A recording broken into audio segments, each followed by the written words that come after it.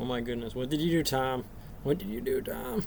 Thousands of handwritten digit images, each one labeled with the numbers that they're supposed Me to right be. now. And as provocative as it is to describe a machine as learning, once you actually see how it works, it feels a lot less like some crazy sci-fi premise, and a lot more like, well, a calculus exercise.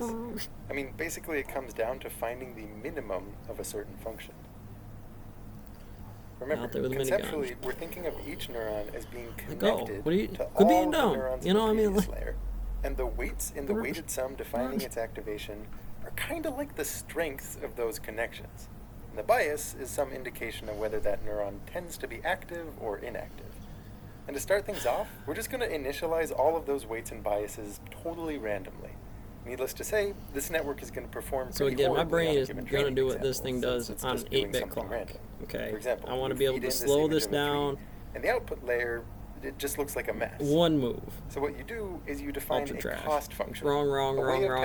Here, but it's 0 wrong on an 8-bit clock. It's 1 wrong. It's 2 wrong. And if it is 2 wrong, when I reset the clock to the 8-bit thing to feeds and speeds to turn back over on a reset of an Arduino, I got ones and zeros traveling through breadboard.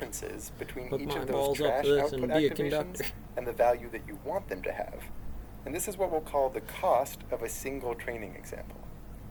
Notice, this sum is small when the network confidently classifies the image correctly, but it's large when the network seems like it doesn't really know what it's doing.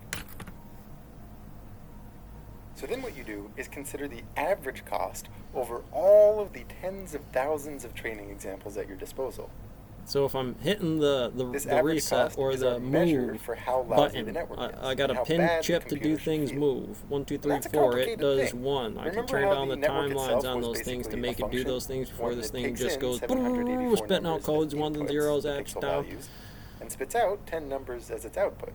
And 10 numbers is output. Parameterized by all these weights and biases. X was 10 numbers. The cost numbers. function is a layer of complexity on top of what were those 10 numbers? Tread line, training people, forklift standards, chemical analysis report, general relativity, Schrodinger's equation, Heisenberg's uncertainty. And the way it's defined depends on the network's behavior over 3 blue, all 1 the brown tens coming of in here in the middle of that thousands day. of That could have been the training number. data. That's a lot to think about. But just telling the computer what a crappy job it's doing isn't very helpful. You want to tell it how to change those weights and biases so that it gets better.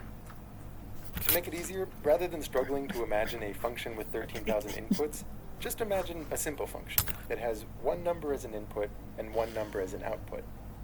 How do you find an input that minimizes the value of this function? Calculus students will know that you can sometimes figure out that minimum explicitly. If I did that, that's not always feasible. And I got for really more than complicated 51% functions. across the board. Certainly not in the 13,000 half of you across the room were like, boo, and the other half were like this, and I was like this, and I could actually count how many of you there were. A more flexible tactic is to start at any null input. You're right, we got that big one over there, and most of this are the grannies inside here. Specifically, if you can figure out the slope of the function where you are, interesting. Then shift to the left if that slope is positive, and shift the